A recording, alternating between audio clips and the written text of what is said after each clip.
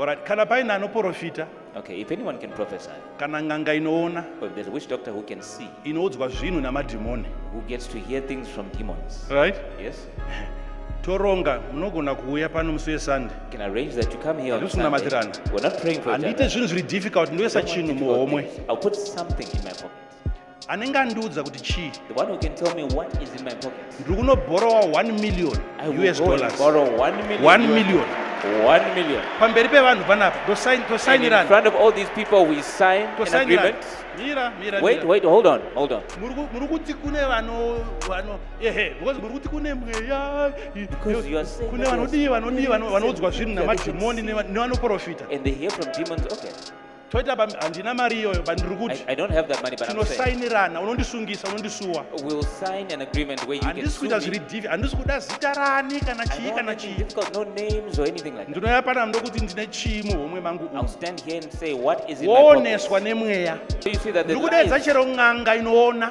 even if a witch Iri doctor kuda would say, 1 million. they would definitely want 1 million. Muzimbabwe yese. In the entirety Kana ari of Zimbabwe. kuNigeria ndomuflyer ngauyu. Even if he's in Nigeria. Ladies and gentlemen, what a beautiful time to be alive. In issues concerning spiritual world, munyika yemweya, munyika yemaprofita, munyika yemapasta, munyika yedzing'anga masvikiro machii. Prophet Emmanuel Makandiwa has made a bold bet, but place a bold bet that is willing to give 1 million KuN'anga chero maPorofita anouya iye achiprova kuti ane power rekugesa what will be in his pocket. Nyaya dzatangira pakuti Prophet Makandiwa is discrediting maissues zinonzi kunorombwa, maissues ekuti kunenge kuine mari inongorika naye pasi pemubhedha, you know the likes of Passion Java akaramba nyaya yekunzi kune nyoka inorutsa mari, kunzi nyoka uchiiona ichiti mari. So Prophet Makandiwa is actually saying there are no such things. And kana paine ng'anga inoti ine power, ndaimbongoya igese kuti momwe mangu ndinenge ndaisei, ende kangozviziva, I'm going to give ng'anga iyoyo 1 million US dollars. So that is the video that we are going to play and react to it right now. Kuti Prophet havasi vakurima mumunda mevamwe. Here.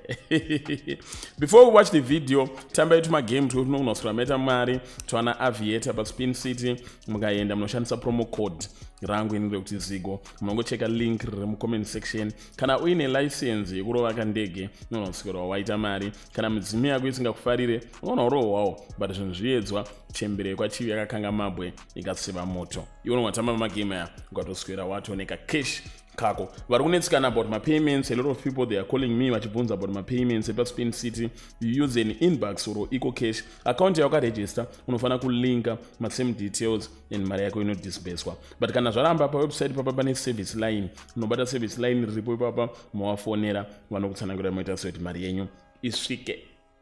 Sikavitswa nemari dzawasati watora, tarisai service line ripa website and then you'll be good to go. Let us get into the video. Zvino zviringiri makuhwa chete pasocial media pachipi uyo akaromba kune mishonga inodai. Right now, social media is awash with gossip. Wakamboverifya ng'anga dzedu munomu kuti dzinozvigona izvozvo? If you really even verified our witch doctors, our local ones, if they're able really to do that. Aumanaka. Come on.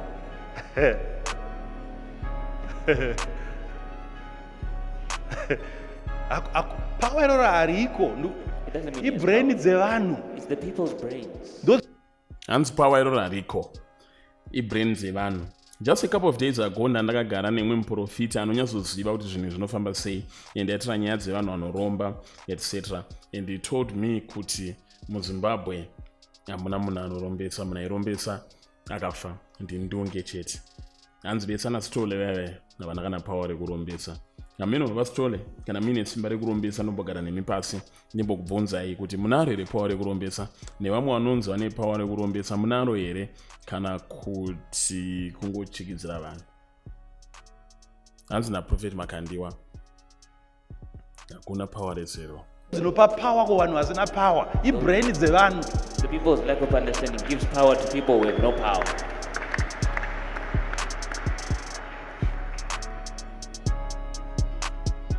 ngavambouya akavati demonstratere haisati tomboita zvekuti anzi munhu anozonzi kana akuda kuisa zonzi mari inongo variko kavanda zvonzi unomuka pasi pemubhedha pakazara mari mawadrobe akazara mari anongodaiswa chingodiya yakawanda kudaro iri mishonga aiwa ndiri muprofita zvangu hai ndakatotendeuka pa ndidedze uda unoona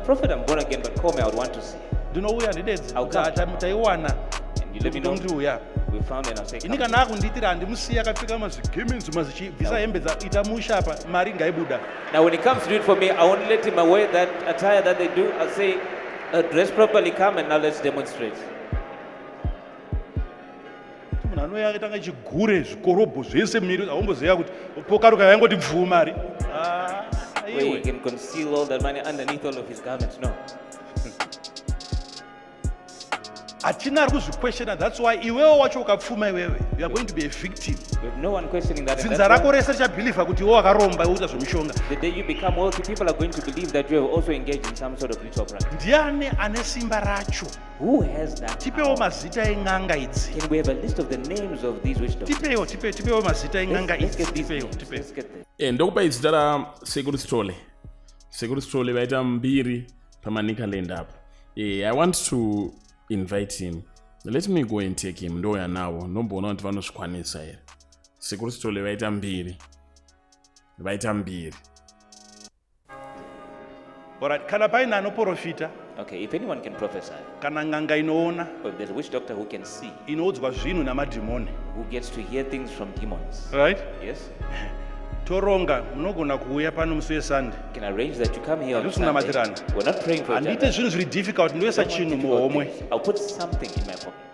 Anenge andiudza kuti chii. The one who can tell me what is in my pocket. Ndiri kunobhorowa $1 million. I will go and borrow $1 million. $1 million. $1 million. Pamberi pevanhu panapa tosainirana. In front of all these people we sign an agreement. Mira. Wait, hold on. Muri kuti kune vano because muri kuti kune mweya. Because you are saying kune vanoudzwa zvinhu namadhimoni nevanoprofita. And they hear from demons. Okay. Toita handina mari iyoyo bandiri kuti I don't have that money, but I'm saying tinosainirana unondisungisa unondisuwa. We'll sign an agreement where you can handisi kuita zviri difficult. Handisi kuda zita rani kana chii kana chii. No names or anything like that. Ndinoya pana ndokuti ndine chii muhomwe mangu. I'll stand here and say what is in my pocket. Woneswa nemweya. And the spirit that whether shows uri you will show false you. prophet kana uri muprofita wechokwadi ndomukana wako wokusunguka.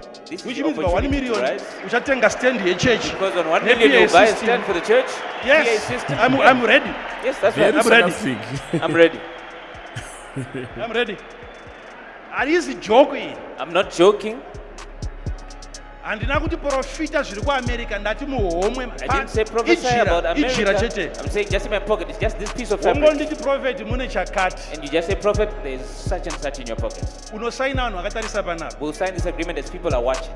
$1 million ndonoikwereta ndokupa. I'll go and borrow $1 million. Ndopa uchaona kuti zvauri kunyeperwa iwewe kuti vanhu vanoona kunzoko. And that's why you see that there's ndikudedza chero ng'anga inoona. Even if a witch doctor irikuda $1 million. They would definitely want $1 million. Zimbabwe yese. In the entirety of Zimbabwe. Nigeria ndomuflya ngau. Even if he's in Nigeria, you can fly him in, let him come. Take your seats. Please, isai pa social media. Please put this part on social media. Whether he's in Nigeria, Nairobi, Uganda, I will fly you. Ukatadza kuzviita unondirefunda. If you fail to pass this test, you refund me. So varipi maPorofita angu andonyanyofeature panapa. I'm going to place that betiri mita ringangoende. Ini ndichaya na madzibaba masango, ndichaya na baba magrazi, ndichaya na Sekuru Samson, ndichaya na mbuya Armando, ndichaya na Sekuru Kafera, ndichaya na Sekuru Musondagore, ndichaya na Sekuru Tashu, ndichauya na baba Mtongi. I will bring quite a number of people for these bets. $1 million. Ukangona kutaura kuti muhomwe maProfeti Makandiwa munei, you walk away with a whooping $1 million. Sit down. This is the only way we can deliver you from this delusion. zvokufunga kuti vanhu vane mapowers stereke kune mishonga kunzwa kune chii ndandasirira ndichauya futi naProfit Miracle Paul 0 vanhu havana chavainacho delusion yemacitizens. It's the delusion of the citizens. Satambe nepower. Don't play with power. Sit down.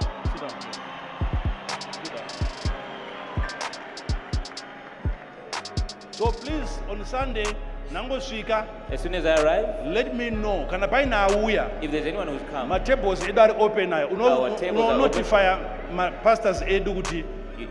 you notify our Pastor Sumgai, you come, you Pastor see this Christian, man. you come and see What this man, iwewe unoona, and you say that you can see unoratidzwa. that you are a person of vision. Whether wabva kuchechi yekupi kana white Whichever garment church, kana chii, which country, muri kunzi maprophets ikoko. And they But say- mari munoida handitika. but you want money, right? Uya aiwa hakusi kubhadharisa, ndindataura izvozvo. Uya, Come ndoisa. saka whether wabva kuchechi kana white garment kana kwamurunzi maprophets ndosangandaisa maprofita mamwe ese mamwe maprofita aya ipapa maprofita ana madzibaba maprofita anopfeka masutu ana Prophet Miracle Paul ndavaisa futi ipapa. I'm the one that's saying, so come and then I'll What bring you. do you, And you let me know, and I'll give it to you.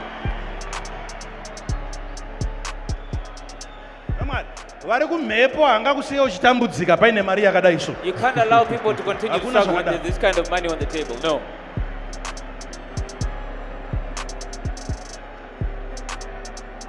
Sit down. You know what they are going to do?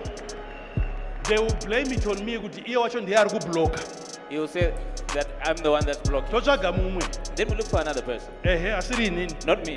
Vachati futi chechi ino iyi ndoiri kundibloka. They'll say that this church is the one that's blocking. Kusvika taenda pauri kuda, as long as you can tell me. Until we go to the location that you want. Hatisi kuti tsvaga macodes manhamba. I'm not saying look for something Uri complicated like ngongotaurira codes and bedzi numbers. kuti chii. Just tell me what. Ziso rinongoona kuseri kwejira kuti chii. And I that can just see beyond one piece of fabric. Mishonga yese, nyora dzese dzaminadzo, ingondiudza kuti mune chakati. Just tell me what is in my Ndodza pocket. chechi yese yakuti chokwadi uyu munhu aona. And then I'll tell the whole church that this person has seen well. Ndonokutsvagira mari yako ndikasakupa, And wondisuwa. I'll look for your money, and if I don't give it to you, you sue me. Zvese zvirunzi vanoromba, vane mishonga muno. Then all of this that people say that there's Hii witchcraft, mari there's iripo. been rituals, here's the money on the table. Ende musandinyepera kuti isu hatiitire mari nechi, because maclients enyu muri kuabhadharisa. Don't tell me that you are not interested in money because Kubhadharisa you maclients charge, enyu. you charge your clients.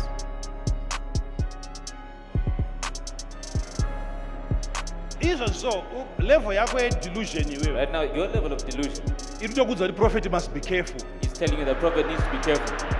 Kune vanhu vanogona kutozviona izvi. Just in case there's somebody who can actually see. Vanhu I don't tichenda know, unowaziya handiti tichenda unowadi. I'm saying, if you know them, go ahead and call them and bring them. Indikuya nawo next week tenditoriko nana masango Tomaurayira tingangotoita nhema zvimwe zvese izvi. This is the only way that we can destroy this life, because anything else,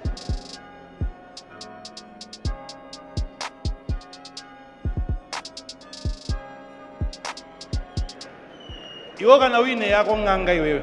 and if you have your own personal witch doctor, Mapoliticians kana mine n'anga dzenyu You ndo mukana politicians out wokutesta. Wozi If muri you kudyirwa mari uku a witch muchinyeperwa. doctor that you Ndo consult mukana. with, this is your Itumire chance. motikari n'anga yako uchamara uri kudiwa kwamakandiwa. This is your chance to Ukaona test them. yangoramba 1 million tsotsire munhu. The moment that they refuse, Thoughts. then you know that this person has been deceiving you. It's a crook.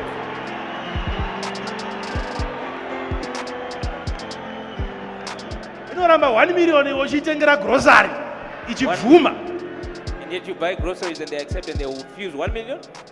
So ladies and gentlemen, this prophet Emmanuel Makandiwa, this is not limited ku nhau dzekuromba, ingori nhau yekuti une power here, unoona here, kana paine anosviti anoona, paitwa meter bit. So I'm extending this Beijing.